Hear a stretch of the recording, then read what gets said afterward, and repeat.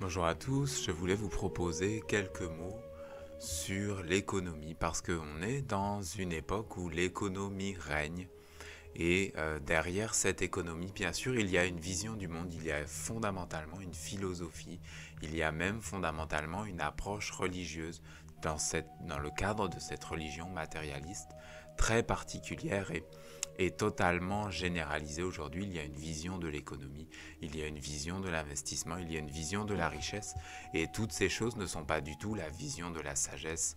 Donc je voudrais, si vous le voulez bien, si vous m'en donnez l'opportunité, je voudrais dire quelques mots pour une autre économie, une autre approche, un autre chemin, un autre avenir, une autre façon d'investir sur la terre, une autre façon de capitaliser sur la terre, une autre façon d'être riche.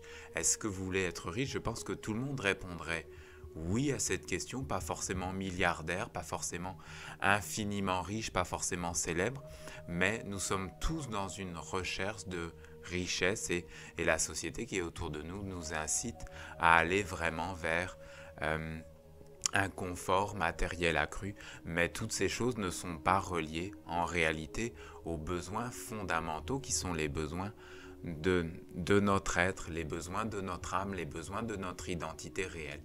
Il y a cette perte progressive de l'identité réelle qui est recouverte par l'identité psychologique artificielle, l'identité psychologique éphémère qui est constamment dans une instabilité. Et il y a tout cela qui intervient, qui nous enveloppe, qui nous environne, qui nous a éduqués même et avec lequel nous continuons à éduquer. Donc moi je voudrais vous proposer une autre vision de l'économie, une autre vision de la richesse.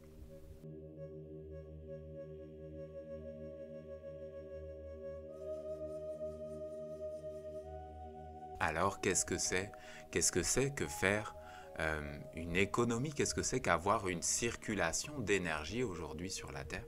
Une circulation même monétaire, mais fondamentalement, la monnaie est une énergie. Je pense que cette idée est bien répandue, mais je pense que la vision d'un monde supérieur par rapport à l'économie n'est pas répandue. Il n'y a pas vraiment d'idée, j'ai lu des choses, mais vraiment, qu'est-ce que c'est que l'économie dans la vision de la sagesse immortelle, dans la vision du monde divin? Je pense que ces idées-là sont pour ainsi dire inexistantes aujourd'hui.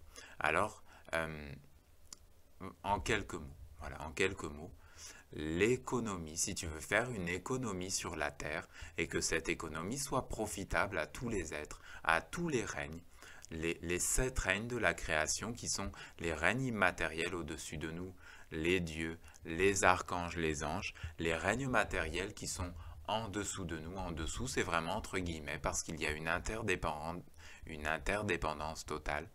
Les règnes qui sont en dessous de nous, à savoir les minéraux, les végétaux et les animaux, et donc l'homme au milieu comme dans une fonction d'équilibrer, comme dans une fonction de relier, d'être dans la grande religion universelle, qui inclut l'économie, bien sûr, parce que si l'économie n'est pas inclue dans une vision religieuse vraiment universelle, hein, il faudrait presque avoir un autre mot, tellement aujourd'hui les religions sont détournées, mais si nous n'avons pas une économie religieuse avec une vision des échanges harmonieux avec tous les règnes, alors bien sûr il n'y a pas d'harmonie, il n'y a pas d'épanouissement sur la terre possible.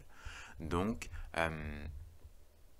qu'est-ce que ça pourrait être une économie, une vision de la richesse qui inclurait l'harmonie? Je pense que cela nécessite que toute économie, tout transfert d'énergie, tout ce que tu vends, tout ce que tu achètes, mais de manière plus large, tout ce que tu donnes, tout ce que tu reçois, soit inclus dans la vision d'être comme euh, quelque chose pour un monde supérieur, quelque chose pour la sagesse, quelque chose pour l'éternité, quelque chose, par exemple, quand tu parles, il y a quelque chose d'économique quand tu parles. il y a une richesse ou un appauvrissement quand tu parles?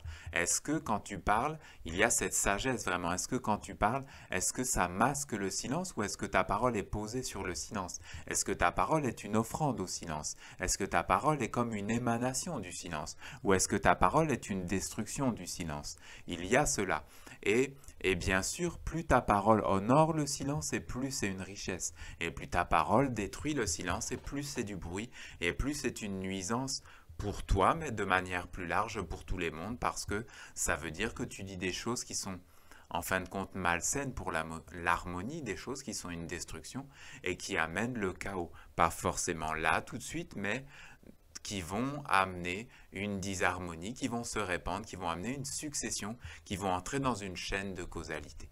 Voilà, c'est vraiment important d'aborder les choses comme étant incluses dans une chaîne de causalité. Nous devons avoir ce regard, cette conscience de vérifier que cette chaîne de causalité inclut la vision de la sagesse, inclut la vision du monde divin et par conséquent sont des choses positives, mais positives, disons plus. Je pense que dire positif, il y a une ambiguïté avec le terme positif. Je pense que dire harmonieux, c'est mieux, c'est plus profond, c'est plus large parce que il y a des choses qui peuvent sembler négatives mais qui sont incluses dans l'harmonie. Nous n'avons pas forcément la vision de l'harmonie en tant qu'humains sur la Terre. Voilà, donc une économie, c'est quelque chose que quand tu vends, quand tu produis, alors ce que tu produis est inclus dans une vision plus large. Ce que tu vends ensuite est inclus dans une vision plus large. Ce que tu as produit et que tu vends, quand l'autre l'achète, ça l'amène vers l'harmonie. Par exemple, si tu produis des objets ou si tu produis des maisons, si tu es par exemple quelqu'un qui est comme un bâtisseur de maisons, tu peux avoir cette conscience que la maison que tu as faite, c'est pour quelqu'un qui va être dans une conscience du monde divin. Et que la manière dont tu l'as faite pour que ce soit dans une conscience supérieure, pour que cette maison apporte quelque chose. C'est dans la constitution de la maison, mais c'est plus encore dans ta conscience. Et c'est ensuite dans la conscience de celui qui va vivre à l'intérieur. Mais bien sûr, après, cette conscience va affecter, on ne va pas rentrer, détailler ces choses-là, on ne va pas vraiment rentrer là-dedans, mais il y a de nombreuses manières de concevoir de l'habitat. Est-ce que nous sommes dans une conception de l'habitat qui est unie avec l'universalité? Ou est-ce que nous avons une conception de l'habitat qui est uniquement centrée sur les besoins du corps? Voilà, ce sont vraiment quelques mots. Bien sûr, on peut creuser ces choses-là et il y a toute une vision de société qui peut être développée à partir de cela. Est-ce que ce que je fais est inclus dans une vision globale? Et si c'est inclus dans une vision globale, alors il n'y a plus réellement de rupture entre l'économique, la partie économique qui est comme le bas, comme le fondement, et la partie religieuse qui est comme le plus haut de la société. Religieuse vraiment au sens large, c'est-à-dire de continuer à capter vraiment le plus pur, le plus clair, et de le ramener. Si l'économique, comme le fondement, et le religieux sont unis, alors on est vraiment dans une civilisation grandiose, on est vraiment dans une civilisation de l'harmonie, on est vraiment dans une civilisation d'âme, une civilisation de conscience, une civilisation où chacun pourra trouver une place harmonieuse, et non pas une civilisation de la guerre, où l'économie est une guerre, où la culture est une guerre. On le voit aujourd'hui, la culture est une guerre. Et à tous les étages de la société, c'est une guerre. Et évidemment, au niveau religieux, c'est une guerre, puisque ce sont des fausses religions qui n'ont plus accès au monde divin, qui sont des amalgames dogmatiques qui ne proposent plus de relier le monde divin au monde des hommes et qui ne proposent plus de relier l'ensemble des sept règnes. Voilà, il faudrait avoir un autre terme que religion parce qu'on est dans une ambiguïté terrible. Mais avec économie, c'est la même chose. L'économie apportée par la vision matérialiste est une sorte de drame, est une sorte d'appauvrissement permanent. On le voit, c'est un pillage, c'est une avidité, c'est une vision mercantile constamment. Ce n'est pas du tout la vision d'un monde supérieur et ce n'est pas du tout quelque chose qui va t'ennoblir. S'enrichir aujourd'hui, c'est piller les ressources de la terre et c'est c'est escroquer des gens, c'est parfois vendre des objets de mauvaise valeur, c'est parfois être dans des démarches commerciales totalement malsaines avec tout ce travail du marketing qui n'est pas forcément négatif. Moi, je ne veux pas porter une vision monobloc, une vision noire sur des choses, mais il y a, il y a dans le marketing une certaine approche du marketing, il y a des choses profondément malsaines. On va toujours chercher à te convaincre, on va toujours chercher à te montrer un aspect des choses pour que tu mettes la main à la poche, pour que tu payes, mais ça ne va pas t'ennoblir. C'est juste que tu auras payé, tu auras une petite satisfaction éphémère, et cette petite satisfaction, tu devras ensuite la compléter avec une autre, et avec une autre, et avec une autre. Et il y aura toujours un commerçant, il y aura toujours un être avide, un marketeur avide, il y aura toujours une vision avide qui va te proposer un produit, et c'est un enchaînement sans fin. Et ce n'est pas une vision grandeuse, ce n'est pas une vision de la sagesse, ce n'est pas une vision de l'immortalité, ce n'est évidemment pas ce que j'ai envie de proposer.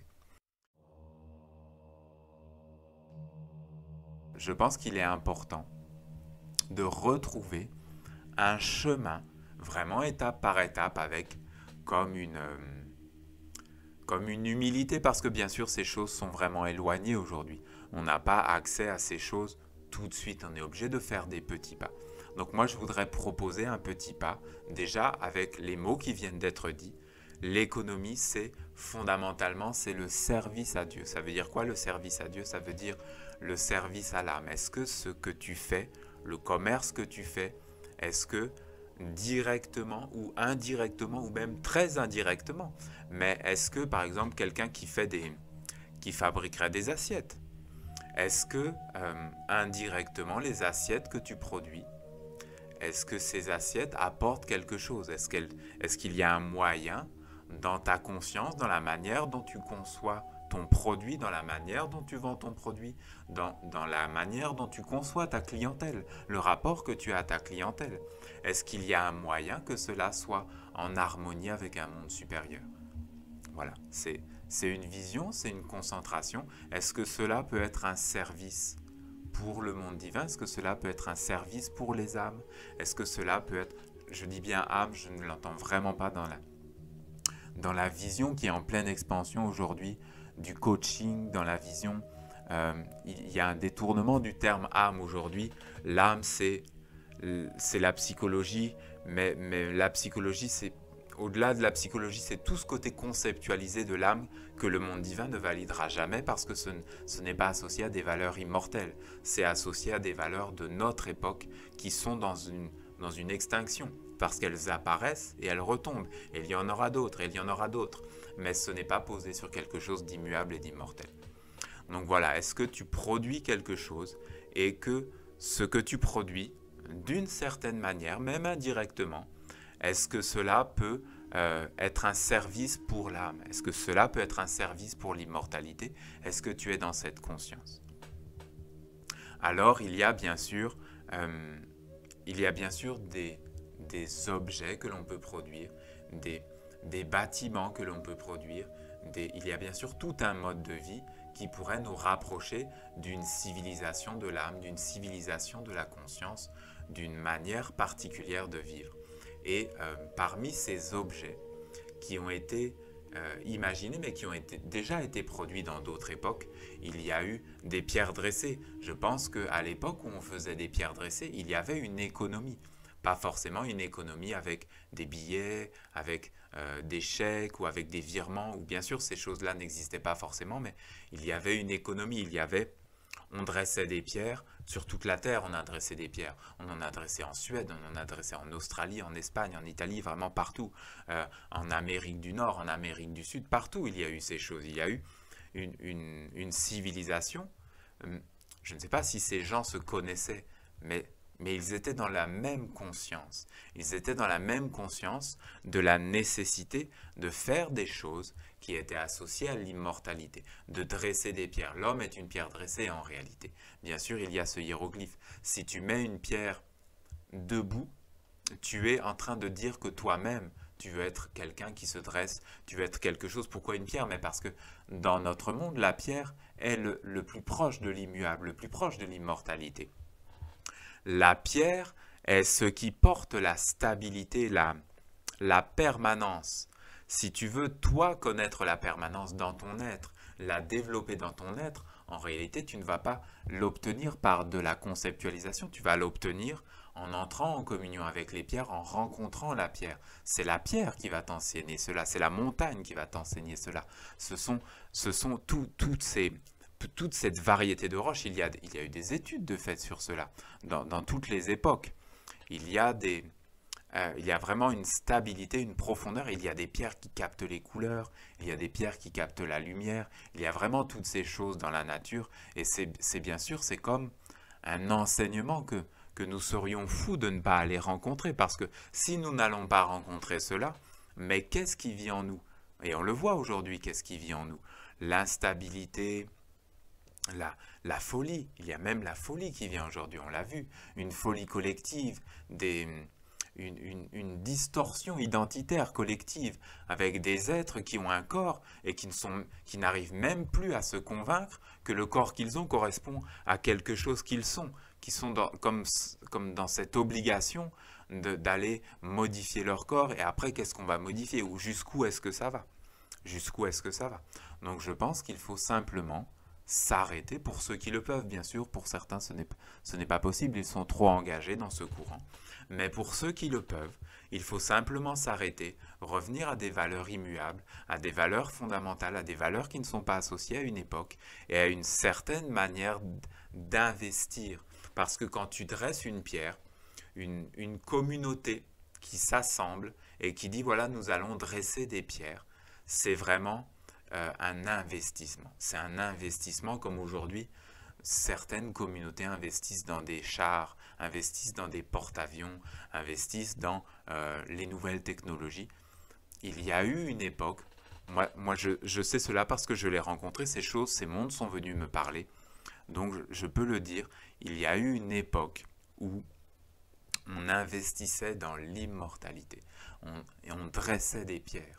Et bien sûr, juste une pierre, c'était comme un peu l'enfance de l'art. Mais ce n'est pas parce que la forme extérieure est simple ou simpliste que ça ne vit pas en toi.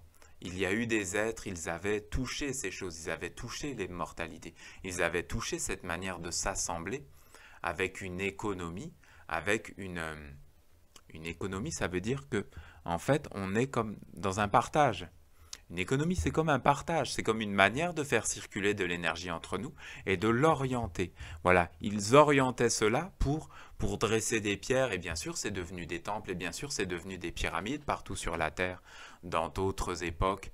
Et ces choses se sont sophistiquées, toute une science est apparue sur cela, mais ce que je veux dire, c'est que c'était une manière de relier l'économie, toute l'économie, le côté vraiment comme la base de la société. Je vais te donner du blé, je vais te donner de la farine, et toi, tu auras du temps, tu vas dégager du temps dans ta vie, et tout un groupe de personnes va dégager du temps dans sa vie pour ériger un monument qui a un sens profond, et dont tous les êtres vont bénéficier. Aujourd'hui, ce qui semble avoir du sens, c'est la technologie. Mais il y avait une époque où on développait une technologie de l'immortalité. On développait une technologie de la stabilité stable, fils de stable, engendré et conçu dans les mondes de la stabilité.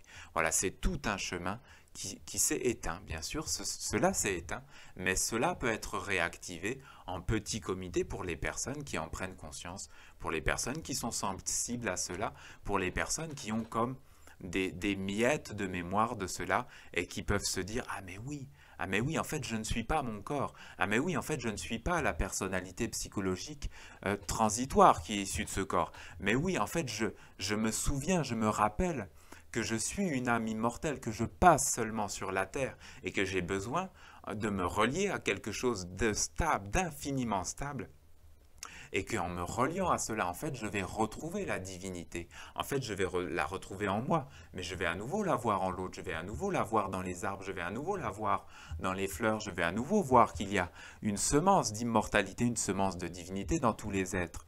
Et bien sûr, cela, c'est le chemin de la pierre. Et si tu regardes toutes les sociétés mégalithiques qui ont existé, tu comprends que cela a existé sur la Terre mais pendant des siècles, pendant des milliers d'années, et que nous sommes vraiment quelque chose de transitoire. Notre civilisation actuelle, elle est transitoire déjà parce qu'elle adore tout ce qui est transitoire. Elle adore même l'obsolescence. On est dans une société qui est en train de cultiver sa propre obsolescence. C'est quand même incroyable, c'est très étonnant. Mais peut-être que c'est mieux. Moi, je ne sais pas. Euh, je vois juste que nous sommes dans une société qui ne cultive pas l'immortalité, et le simple fait qu'elle ne cultive pas l'immortalité fait qu'elle va vers sa propre disparition en réalité. Voilà, moi je ne souhaite pas être associé à cela, je ne souhaite pas investir dans cela, je ne souhaite pas euh, être associé économiquement à cela, spirituellement à cela, je souhaite faire apparaître autre chose et dans la lignée des enseignements des maîtres qui sont venus sur la terre depuis des siècles et depuis des milliers d'années. Je veux proposer une autre économie, une autre façon de capitaliser, une autre façon de s'enrichir. Et de s'enrichir, mais comme des immortels, de s'enrichir comme des âmes. Voilà, de s'enrichir, un enrichissement que tu as, toi, mais qui ne peut pas t'être enlevé. Pas quelque chose qui va être taxé. Pas un capital qui va être que tu peux perdre parce qu'en fait il y a une crise économique et puis en fait le capital a été absorbé par d'autres, par une autre économie qui est je ne sais où et par je ne sais quel groupe qui a organisé le fait que ton capital soudainement n'a plus de valeur et qu'il est perdu. Ça ne m'intéresse pas du tout. C'est totalement instable. Moi, je n'aime pas les choses instables. Je n'aime pas cela. Ces choses existent, bien sûr, mais je pense qu'il est beaucoup plus fiable d'investir dans quelque chose, dans un capital que tu auras maintenant et que tu auras après ta mort, un capital de l'âme. Voilà. Vraiment, je pense que peut-être le plus simple, c'est de dire un capital de l'âme, un capital de l'immortalité, quelque chose que tu auras de vie en vie si tu dois continuer à t'incarner et quelque chose que ta descendance aura et que l'humanité aura. Si tu regardes certains temples et de nombreux sites mégalithiques, tu vois bien que ça a été fait à une époque. Mais tu vois bien que nous les avons toujours et nous continuons. Ça fait des siècles que ça fait partie du capital de l'humanité. Ça fait des siècles que l'humanité continue à s'enrichir de certaines constructions et continue à bénéficier de certaines constructions. Est-ce qu'aujourd'hui nous sommes capables de faire cela? Ou est-ce que nous sommes vraiment trop faibles? Est-ce que nous sommes vraiment trop inconscients? Ou est-ce que nous sommes capables aujourd'hui à nouveau de générer un capital que nous aurons maintenant et après et que nous aurons comme quelque chose d'immuable, de stable? Moi, je pense que c'est possible et je pense que des personnes qui prendraient conscience de cela peuvent se mettre en mouvement. Alors, voilà, disons que c'était une manière de présenter une certaine vision de l'économie, une certaine vision de l'investissement, une certaine vision de la richesse. Quand tu amènes quelque chose jusqu'à la pierre, tant que c'est une idée, c'est bien. Tant que c'est sur du papier, c'est plus. C'est plus qu'une idée, c'est déjà quelque chose de concret. Mais si tu l'amènes jusqu'à la pierre, alors ça devient quelque chose qui existe pour des siècles. Ça existe pour des siècles. Et ça existe comme un capital. Ça existe comme une richesse. Ça existe comme quelque chose de ton identité que tu as fait, auquel tu es associé et qui parlera pour toi. Ça parlera pour toi. Parce que ce que tu fais parle pour toi. Ce que tu fais au plus petit, vous connaissez cette parole de Jésus, j'imagine. Ce que tu fais, ce que vous avez fait au plus petit, ce que tu fais au plus petit, c'est à moi que tu le fais. Parole de Dieu, bien sûr. Parole de Dieu, le plus petit. Cet enseignement a été donné par Olivier, c'est qu'il y a une manière ésotérique de comprendre cette parole. C'est que le plus petit, c'est les enfants. Mais le plus petit, c'est aussi la pierre, parce que c'est le règne le plus bas. Et ce que tu fais aux pierres est en analogie directe avec le monde divin. Il y a cette analogie, pour ceux qui ne le connaissent pas, je le reprécise, mais il y a cette analogie où en fait les hommes sont au milieu et doivent être dans une droiture, et c'est la menorah à cette branche. Les, les animaux sont en analogie avec les anges. Les végétaux sont en analogie avec les archanges. Les minéraux sont en analogie avec les dieux. Ce que tu fais aux minéraux, c'est aux dieux que tu le fais. Tu amènes la sagesse immortelle jusqu'aux minéraux et les dieux notent que tu es celui qui a fait cela, que tu as compris, que tu t'es mis en mouvement, que tu as donné une partie de ta vie pour ce qui est le plus bas et le plus élevé. Donc tu as uni les mondes. Voilà, tu as uni les mondes. Moi, je veux faire cela et je propose à tous ceux qui peuvent reconnaître l'intérêt de faire cela, de s'associer. Ce n'est pas pour s'associer avec moi, c'est pour s'associer à cette vision, bien sûr. Ce n'est pas la question d'un humain, c'est la question d'une vision plus grande. C'est la question d'investir dans quelque chose de plus grand, quelque chose qui nous dépasse. Et cet acte magique fondamental, mais qui a été fait dans toutes les autres époques. Les époques qui connaissaient cet enseignement ont fait cela. Ils ont amené leur conscience, ils ont amené la sagesse jusqu'à la pierre. Donc, il y a vraiment cette nécessité de le faire. Et aujourd'hui, très concrètement, ça veut dire prendre de l'argent. C'est vraiment très intéressant parce que c'est comme un acte magique. C'est que l'argent généré aujourd'hui par la dette, on sait aujourd'hui que l'argent est créé par des dettes. Je pense que vous avez cette information. L'argent n'est plus généré par un service à Dieu. Ce n'est pas que tu as fait un service, tu as rendu un service, tu as produit quelque chose pour Dieu, pour la beauté, pour les vertus angéliques. Non, c'est qu'en fait, on crée de l'argent par la dette. C'est tellement révélateur de notre époque. Mais regardez ce que nous pouvons faire aujourd'hui. Nous pouvons prendre de l'argent qui initialement est issu de ce monde de la dette et nous pouvons le ramener vers l'immortalité. Voilà, vous comprenez, c'est comme une guérison, c'est comme un chemin, c'est comme une porte qu'on fait apparaître. C'est de ramener de l'argent qui avait été écrit, ça a été écrit par certains mondes, tu seras endetté. Nous écrivons que ton argent est une dette et que tu es esclave. Eh bien nous écrivons autre chose. Nous disons, nous, cet argent dette, nous le prenons et avec, nous refaisons apparaître l'immortalité. Avec, nous refaisons apparaître l'immense richesse. Nous refaisons apparaître, parce que c'est pour tous les êtres. Tu fais cela, mais c'est pour tous les êtres. C'est toi qui le fais, mais ça existe pendant des siècles. Donc c'est pour tous les êtres. Et ça devient une mémoire vivante. Ça devient un acte vivant dans la magie sur la terre pendant des dizaines d'années, pendant des siècles.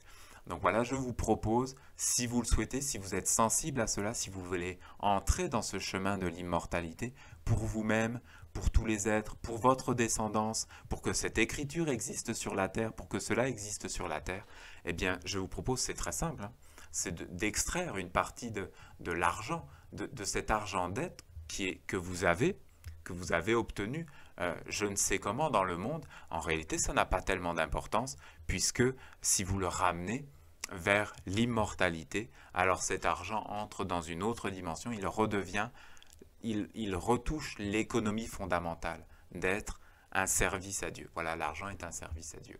Si l'argent n'est pas un service à Dieu, c'est un endettement, c'est un appauvrissement, mais si l'argent redevient un service à Dieu, alors c'est la richesse pour tous les êtres, pour tous les mondes.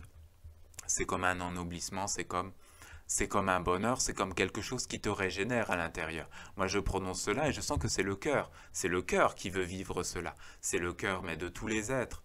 Tous les êtres voudraient à nouveau investir pour l'âme, investir pour la beauté, investir pour ce qui enrichit tout le monde. Personne n'a réellement envie d'acheter des fusils, c'est la peur qui nous fait faire ça. Ce n'est pas l'amour qui fait acheter des fusils, ce n'est pas l'amour qui fait investir dans des choses laides, dans des choses qui détruisent. Jamais, personne n'a réellement envie de faire cela. C'est un courant qui détourne les êtres. Et moi, je propose humblement de faire un petit courant. Bien sûr, nous ne pouvons pas faire un courant en milliards aujourd'hui, mais nous pouvons faire un petit courant et ouvrir une petite porte à nouveau vers le plus beau, vers le cœur, vers la simplicité, vers la stabilité. Voilà, nous avons besoin de stabilité, nous avons besoin de construire ensuite autour d'un point fixe, autour d'un élément de stabilité. Voilà, c'était une vision pour une autre économie, pour une stabilité dans l'économie, pour une autre vision de la richesse, pour l'immortalité dans la richesse. Voilà, moi je voudrais brancher ces deux mots, je voudrais le redire, peut-être ce n'était pas clair, je le redis, mais la richesse c'est l'immortalité. Si tu es riche et que ton capital va s'effondrer, va s'effilocher, va être réabsorbé, mais tu n'es pas riche. La richesse, c'est ce que tu ne peux pas perdre. Si tu peux le perdre, ce n'est pas de la richesse. Voilà. C'est ce que tu as maintenant que tu auras dans l'autre monde, que tu peux transmettre à tes enfants, à tes petits-enfants, et qui ne disparaît pas. Voilà, ça c'est la richesse. Je vous remercie d'avoir écouté ces paroles jusqu'ici. Je remercie tous ceux qui seront sensibles à ce projet et qui le financeront. Voilà, qui le financeront. La sagesse a besoin d'être financée sur la terre. Il n'y a pas que les guerres, il n'y a pas que la bêtise à financer sur la terre.